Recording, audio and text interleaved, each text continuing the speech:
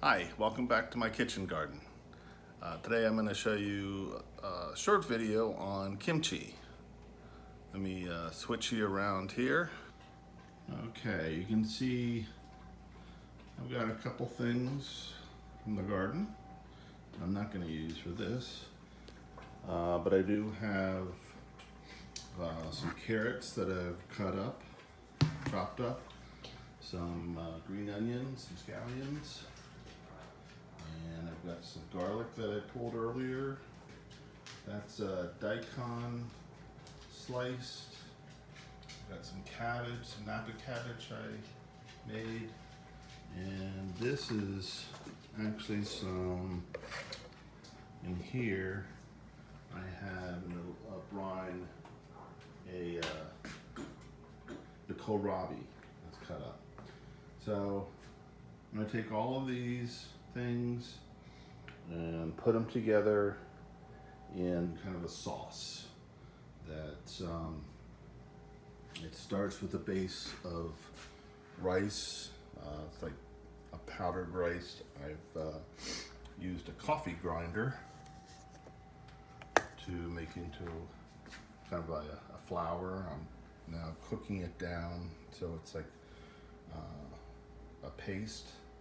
Add a little salt. I have my Korean red pepper, and I'm going to add that. And I've got a couple other things. You can make this a number of different ways. The recipe I am kind of basing this off of calls for a number of ingredients that I probably won't add in, like a Korean or Korean pear and a couple other things. I do have shrimp paste. I'm going to put that in. I put the garlic in, sesame seeds, and I'm not going to put any whole shrimp. But basically, it's put this in, kind of mix this sauce up. It'll be like look like a kind of a tomato paste. And then you want to mix it all with those vegetables, stuff it into a jar, and then put it in a container that's sealed. You want to make sure you get all the air out of it. You can let it sit out for a couple days, and then you can put it away. I'm going to probably put it in a large container and then let it sit out, and then I'll put it in smaller containers and put it in the refrigerator.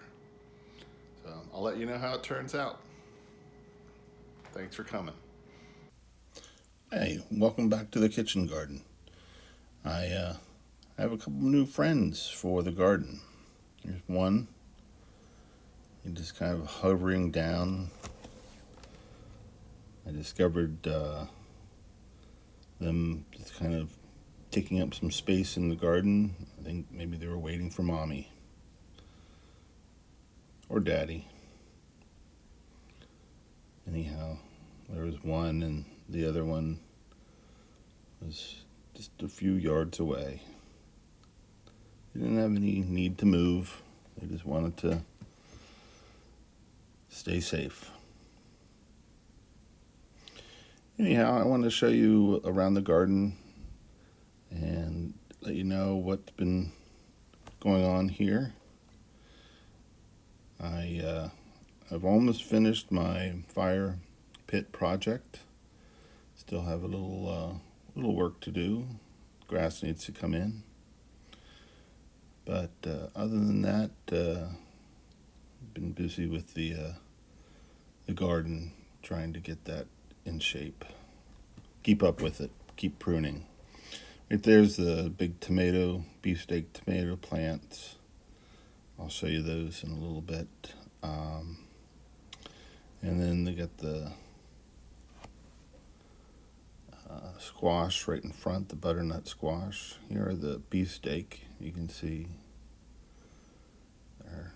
I've trimmed up the bottom of them. Got a couple squash. A lot more spaghetti squash. starting to really get ripe.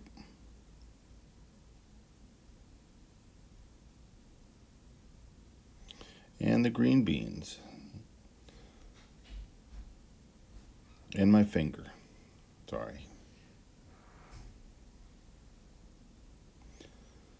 Here are some mix of peppers, serrano, poblano.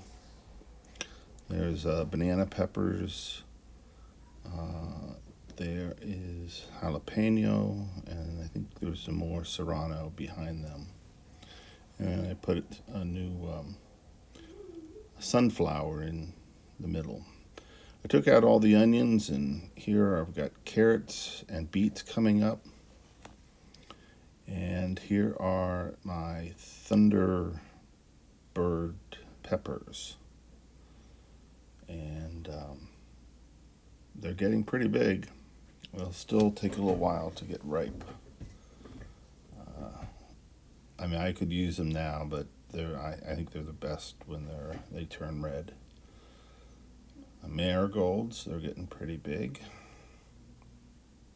I like using marigolds in the garden because they hide scents. They keep some of the bugs away.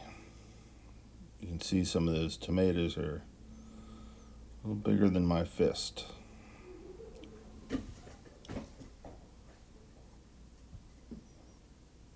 It's BLT season. There's some potatoes. I need to start pulling them up. I'm going to let them go a little bit longer, but the nice thing about potatoes, you can kind of let them grow until you want them for dinner one day. You just come out and get them. More poblanos. There's a cucumber trellis. I have a bumper crop of cucumbers this year. And they just keep coming. They just keep popping up overnight.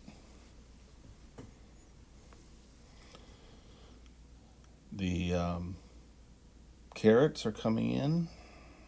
I've taken a lot of them out already, used them. I kind of just pull what I need each day. Another thing about the cucumbers is it is important to prune those as well. And I've been doing that from below. I kind of prune it just like I do the tomatoes. You can see tomatoes here. I've pruned a lot underneath here off. And you can see that they're starting to really ripen. And they are good.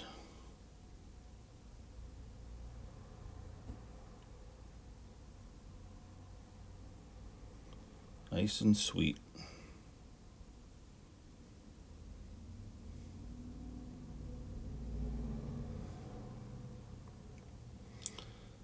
There's the cayenne peppers starting to ripen. Most of these I will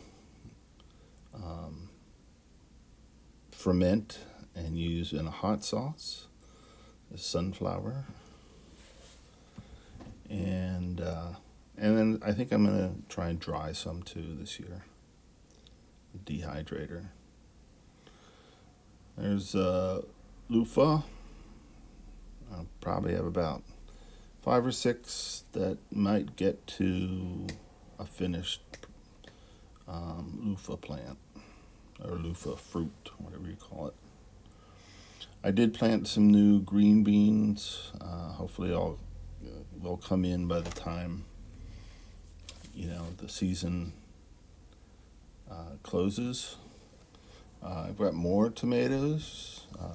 This is another cherry tomato plant, same variety, and they're doing well. I've also pruned that quite a bit. If you don't prune it, it just, those leaves, you get like a blight come through, or they just they die off, and it's not very healthy for the plant. Lots of sunflowers. This is a different variety. It's one of my favorite. Very bushy. I think those are the Gomphrena. and they've come up and they just stay there. I'm going to use them again in a little bit of a different location. They're kind of hidden back there. And all in front here I have the lemon peppers. There's one that's starting to ripen, and I'll have a huge crop of these. They're very hot, and I'll use them mostly in a sauce. Maybe I'll make a pickled relish hot sauce. Zinnias. Go near all the serrano peppers.